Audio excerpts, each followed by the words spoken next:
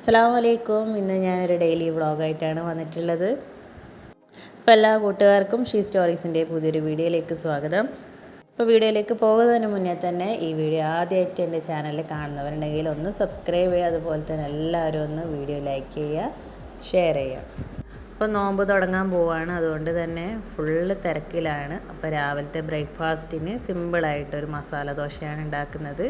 ഈ ഒരു മസാല ദോശൻ്റെ റെസിപ്പി ഞാൻ ഇട്ടിട്ടുണ്ട്. അപ്പോൾ അതിൻ്റെ ലിങ്ക് ഞാൻ ഡിസ്ക്രിപ്ഷൻ ബോക്സിലിടാം.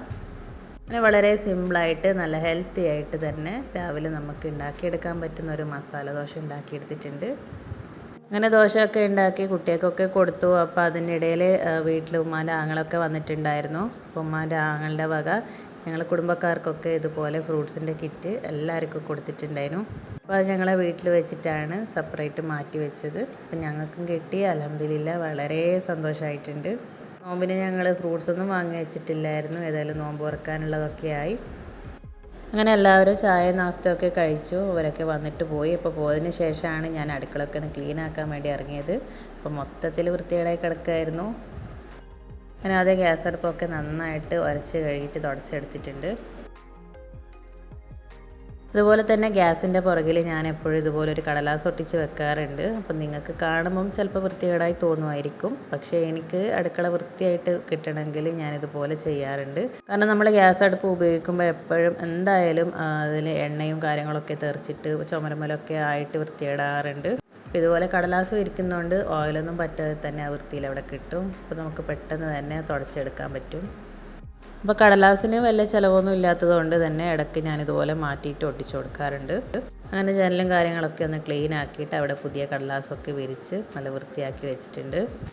അങ്ങനെ അകവും കാര്യങ്ങളൊക്കെ വൃത്തിയാക്കിയതിന് ശേഷം ഉച്ചക്കത്തെ പണി നോക്കണം. അപ്പോൾ അതിന് വേണ്ടി മീനൊക്കെ മുറിച്ച് വെച്ചിട്ടുണ്ട്. അതിൻ്റെ കൂടെ തന്നെ മീൻ കറിയാണ് വെക്കുന്നത്. മീൻ മുളകിട്ട് വെക്കാനാണ് വിചാരിച്ചത്. അപ്പോൾ അതിന് വേണ്ടിയിട്ട് തക്കാളിയും പൊടിയൊക്കെ ഇട്ടിട്ടൊന്ന് അരച്ചെടുക്കുന്നുണ്ട്. അതിൻ്റെ കൂടെ തന്നെ അടുപ്പത്ത് ചട്ടി വെച്ചിട്ട് നമ്മൾ സാധാരണ മീൻ കറിക്കൊക്കെ ചെയ്യുന്നത് പോലെ തന്നെ എണ്ണ ചൂടാക്കി കടുക് ഉലുവൊക്കെ ഇട്ടിട്ടൊന്ന് പൊട്ടിച്ചെടുക്കുന്നുണ്ട്. ഇനി ഇതിലേക്ക് ഉള്ളിയും ഇഞ്ചി വെളുത്തുള്ളി പേസ്റ്റും പച്ചമുളകും കറിവേപ്പിലൊക്കെ ഇട്ടിട്ട് ഒന്ന് നന്നായിട്ടൊന്ന് വഴറ്റിയെടുക്കാം.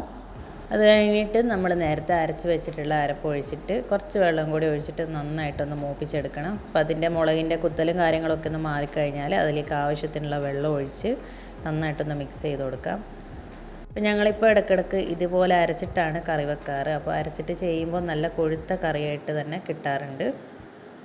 അപ്പോൾ ഈ ഒരു കറിയിൽ പുളിക്ക് വേണ്ടിയിട്ട് ബിളിമ്പിയാണ് ചേർക്കുന്നത്. അപ്പോൾ ആവശ്യത്തിനുള്ള ഉപ്പും കുറച്ച് ബിളിമ്പിയും മുറിച്ചിട്ട് അതും കൂടി ഇട്ട് കൊടുക്കുന്നുണ്ട്. കറി നന്നായിട്ട് തിളച്ച് വരുമ്പോൾ അതിലേക്ക് മീൻ ഇട്ട് കൊടുത്തിട്ട് ഒന്ന് അടച്ച് വെച്ചിട്ട് വേവിച്ചെടുക്കാം. അപ്പോൾ ഇത്രയേ ഉള്ളൂ, നമുക്ക് വേഗത്തിൽ മീൻ കറി ഉണ്ടാക്കാം. മീൻ കറിയുടെ കൂടെ നമ്മൾ മോര് കാച്ചിയത് കൂടി ഉണ്ടാക്കുന്നുണ്ട്.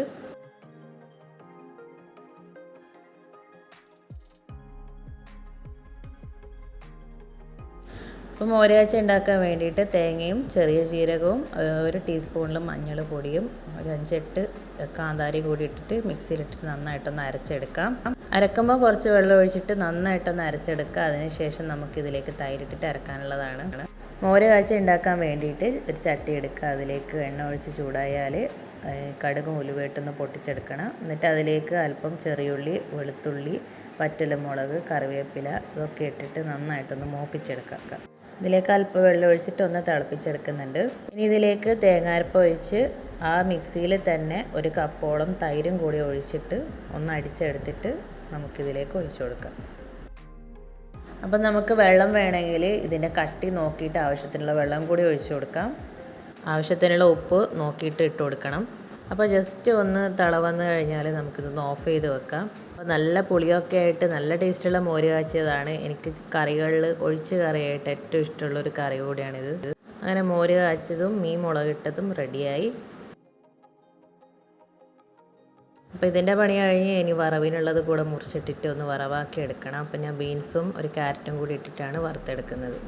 വീട്ടിൽ ഗസ്റ്റും കാര്യങ്ങളൊക്കെ വരുന്നത് വളരെ ഇഷ്ടമുള്ള കാര്യമാണ്. നമുക്ക് സന്തോഷം തരുന്നൊരു കാര്യം കൂടിയാണ്. പക്ഷേ ഇതുപോലെ പണികൾ പെൻഡിങ്ങിലാകുന്നത് ഭയങ്കര കഷ്ടമാണ്. അപ്പോൾ ഈ ചൂട് കാലത്ത് പണിയൊന്നും വേഗം ഒരുങ്ങിയില്ല എന്നുണ്ടെങ്കിൽ ഭയങ്കരമായിട്ടും ക്ഷീണം ഉണ്ടാക്കുന്ന ഒരു കാര്യമാണ്. വീട്ടിൽ കുട്ടികളുള്ളത് കൊണ്ട് തന്നെ നമ്മൾ ഡെയിലി ചോറ് വെക്കാറുണ്ട്. അവർ സ്കൂൾ വിട്ട് വന്നാൽ അവർക്ക് ചോറ് കൊടുക്കാറുണ്ട്. ഗവൺമെൻറ് സ്കൂളിൽ പഠിക്കുന്നത് കൊണ്ട് തന്നെ അവർ ഡെയിലി സ്കൂളിൽ നിന്ന് ചോറ് കഴിക്കാറുണ്ട്. പക്ഷേ അവർ കുട്ടികളല്ലേ, കുട്ടികൾ എത്രത്തോളം അവരുടെ വയറ്റിലേക്ക് ചോറ് എത്തുന്നുണ്ട് എന്ന് ഒന്നും പറയാൻ പറ്റില്ല. അതുകൊണ്ട് തന്നെയാണ് വൈകുന്നേരം ചോറ് തന്നെ കൊടുക്കുന്നത്. ഇപ്പം നമ്മുടെ വീട്ടിൽ ഉണ്ടാക്കിയിട്ടുള്ള വറവും മീൻ പൊരിച്ചതും പപ്പടവും ഒക്കെ കൂട്ടി കൊടുക്കുമ്പോൾ അത് നമുക്ക് തന്നെ ഒരു സമാധാനമാണ്. അങ്ങനെ ഉച്ചക്കത്തെ കുളിയും കാര്യങ്ങളൊക്കെ കഴിഞ്ഞ് ചോറൊക്കെ വിളമ്പി കുട്ടികൾക്കാണ് ഫസ്റ്റ് കൊടുക്കാറ്. അപ്പോൾ കുട്ടികൾക്ക് വേണ്ടിയിട്ട് എടുക്കുന്നതാണ്. 2 പേർക്ക് ഞാൻ വാരി കൊടുക്കാറാണ് പതിവ്.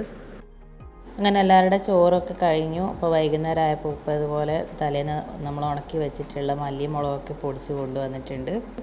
അങ്ങനെ ഫ്രിഡ്ജിൽ കുറച്ച് പഴുത്ത പഴം കിടപ്പുണ്ടായിരുന്നു. അപ്പോൾ ഫ്രിഡ്ജിൽ വെച്ചുകൊണ്ടാണ് ഈ കറുത്ത കളറ്. അപ്പോൾ പഴം ഒന്ന് കഴുകി കഷ്ണങ്ങളാക്കി ഒന്ന് ആവിയേറ്റി എടുത്തിട്ടുണ്ട്. അപ്പോൾ ഇത് വെച്ചിട്ട് ഉന്നക്കായ ഉണ്ടാക്കാമെന്ന് വിചാരിച്ചു. ചൂടോടെ തന്നെ പഴമൊക്കെ ഒന്ന് എടുത്ത് അതിൻ്റെ തോല് കളഞ്ഞ് നന്നായിട്ടൊന്ന് മാഷ് ചെയ്തെടുത്തിട്ട് അതിലേക്ക് അല്പം ഉപ്പും 1 സ്പൂണിൽ അരിപ്പൊടിയും കൂടി ചേർത്തിട്ട് നന്നായിട്ടൊന്ന് കുഴച്ചെടുക്കുന്നുണ്ട്. അപ്പം നമുക്ക് കയ്യിൽ ഉരുട്ടാൻ പറ്റിയ പാകത്തിൽ നമുക്ക് പഴം കിട്ടുകയാണെങ്കിൽ ഒരു കുഴപ്പമില്ല. അതുപോലെ തന്നെ അരിപ്പൊടി ഇട്ടത് കൊണ്ട് അതിൻ്റെ വേറെ രുചി വ്യത്യാസം ഒന്നും തന്നെ ഉണ്ടാവില്ല. നെയ്യിൽ അണ്ടിപ്പരിപ്പ് മുന്തിരിയും വാട്ടിയിട്ട് അതിലേക്ക് തേങ്ങ ഇട്ട് പഞ്ചസാര ഇട്ടിട്ട് അല്പം വെള്ളം കൂടി ഒഴിച്ചിട്ട് നന്നായിട്ടൊന്ന് വിളയിച്ചെടുത്തിട്ട് നമ്മൾ ഉന്നക്കായ്ക്ക് വേണ്ടിയിട്ട് പണ്ടുണ്ടാക്കി എടുത്തിട്ടുണ്ട്. കയ്യിൽ എണ്ണ തടവിയിട്ട് കുറച്ച് പഴത്തിൻ്റെ മാവ് എടുത്ത് ഇതുപോലെ പരത്തി കൊടുത്ത് അതിലേക്ക് ഫില്ലിങ് വെച്ചിട്ട് നമ്മുടെ ഉന്നക്കായയുടെ ഷേപ്പിൽ ഒന്ന് ഉരുട്ടിയെടുത്താൽ നമ്മുടെ തലശ്ശേരിയുടെ നാടൻ ഉന്നക്കായ റെഡി ആയിട്ടുണ്ട്. അപ്പോൾ 4 പഴമാണ് ഞാൻ പുഴുങ്ങാൻ വേണ്ടി എടുത്തിട്ടുള്ളത്. അപ്പോൾ 4 പഴത്തിനെ കൊണ്ട് നമുക്ക് ഇത്രയും ഉന്നക്കായ കിട്ടിയിട്ടുണ്ട്. നല്ല വൃത്തിയുള്ള ഒരു ബോക്സിലാക്കിയിട്ട് നമുക്ക് ഫ്രീസറിൽ സൂക്ഷിക്കാം. അപ്പോൾ വൈകുന്നേരം ആയപ്പോൾ ചായക്ക് വല്ല സ്നാക്സ് ഉണ്ടാക്കണ്ടേന്ന് വിചാരിച്ചിട്ട് ഞാനിതുപോലെ ഒരു മിക്സി ജാറിൽ 1 തക്കാളി, 2-3 അല്ലി വെളുത്തുള്ളി, 3 മുട്ട, ആവശ്യത്തിനുള്ള ഉപ്പ്, 1 ടീസ്പൂൺ മുളക് പൊടി, കുറച്ച് ഒറിഗാനോ കൂടി ഇട്ടിട്ട് നന്നായിട്ടൊന്ന് അടിച്ചെടുത്തിട്ട് അതിൽ ബ്രെഡ് മുക്കിയിട്ടൊന്ന് വാട്ടിയെടുത്തിട്ടുണ്ട്. അപ്പോൾ നല്ലൊരു ഫ്ലേവേർഡ് ആയിട്ടുള്ള ഒരു ബ്രെഡ് ടോസ്റ്റ് കൂടിയാണിത്. അപ്പം ഓയിൽ ക്രീസ് ചെയ്തിട്ടുള്ള പാനിലിട്ടിട്ട് അപ്പുറം ഇപ്പുറം മറിച്ചിട്ടിട്ട് നമുക്കിത് ടോസ്റ്റ് ചെയ്തെടുക്കാം. അതിൻ്റെ കൂടെ തന്നെ കട്ടൻ ചായയും വെച്ചിട്ടുണ്ട്. രാത്രി ഭക്ഷണത്തിനേക്ക് കറിയൊക്കെ ഉള്ളതുകൊണ്ട് ഉമ്മ നാസ്ത ഉണ്ടാക്കാമെന്ന് പറഞ്ഞു. അപ്പം ഞാൻ വിചാരിച്ചു കുറച്ച് സമൂസ ഷീറ്റ് ഉണ്ടാക്കി വെക്കാമെന്ന്. അപ്പോൾ അതിന് വേണ്ടി ഇതുപോലെ ബൗളെടുത്തിട്ട് 3 കപ്പ് മൈദയും 1/4 കപ്പ് കോൺഫ്ലോറും അതുപോലെ തന്നെ ആവശ്യത്തിനുള്ള ഉപ്പും 2 ടേബിൾ സ്പൂൺ ഓയിലും കൂടി ഒഴിച്ചിട്ട് ആദ്യം കൈവച്ചിട്ട് നന്നായിട്ടൊന്ന് ഞരടിയെടുക്കണം. എന്നിട്ട് 1 കപ്പ് വെള്ളം ഒഴിച്ചിട്ട് നമുക്ക് നല്ല രീതിയിൽ തന്നെ ഇതൊന്ന് കുഴച്ചെടുക്കാം. ഇപ്പോൾ യൂട്യൂബ് തുറന്നു കഴിഞ്ഞാൽ കൂടുതലായിട്ടും സമൂസ റെസിപ്പീസാണ് കാണുന്നത്. അപ്പോൾ തന്നെ ഏറെക്കുറെ എല്ലാവർക്കും മനസ്സിലായിട്ടുണ്ടാവും എങ്ങനെയാണ് സമൂസ ഷീറ്റ് ഉണ്ടാക്കേണ്ടതെന്ന്. സമൂസ ഷീറ്റിൻ്റെ വീഡിയോയിൽ ഇതിന് മുന്നേ ഞാൻ ഇട്ടിട്ടുണ്ടായിരുന്നു. കഴിഞ്ഞ നോമ്പിന് ഇട്ടതാണ്. നല്ല നല്ല സ്നാക്സിൻ്റെ വീഡിയോസും ഞാൻ ഇട്ടിട്ടുണ്ടായിരുന്നു. പക്ഷേ അതിനൊക്കെ വ്യൂസ് വളരെ കുറവാണ്. അപ്പോൾ നിങ്ങൾ നേരം കിട്ടുകയാണെങ്കിൽ അത് കൂടെ ഒന്ന് കണ്ടുനോക്കണം. അപ്പോൾ എല്ലാ വീഡിയോസിൻ്റെ ലിങ്ക് ഞാൻ ഡിസ്ക്രിപ്ഷൻ ബോക്സിൽ അറ്റാച്ച് ചെയ്യുന്നതായിരിക്കും. അപ്പോൾ മാവ് ഇതുപോലെ അട്ടിക്കട്ടിക്ക് പരത്തി എടുത്തിട്ട് ഞാനിതുപോലെ വലിയൊരു പാനിലിട്ടിട്ട് ഒന്ന് ചൂടാക്കി എടുക്കുന്നുണ്ട്. അപ്പോൾ ഷീറ്റിന് ഇത്ര വലിപ്പത്തിൻ്റെ ആവശ്യമൊന്നുമില്ല. അപ്പോൾ ഫസ്റ്റ് ഞാൻ കുറച്ച് വലിപ്പത്തിൽ പരത്തിയേ ഉള്ളൂ. അപ്പോൾ ചെറുത് നമുക്ക് 2 അട്ടി തന്നെ എടുത്താൽ തന്നെ നമുക്ക് എളുപ്പത്തിൽ ഇതുപോലെ നൈസായിട്ടുള്ള ഷീറ്റ് ഉണ്ടാക്കി എടുക്കാൻ പറ്റും.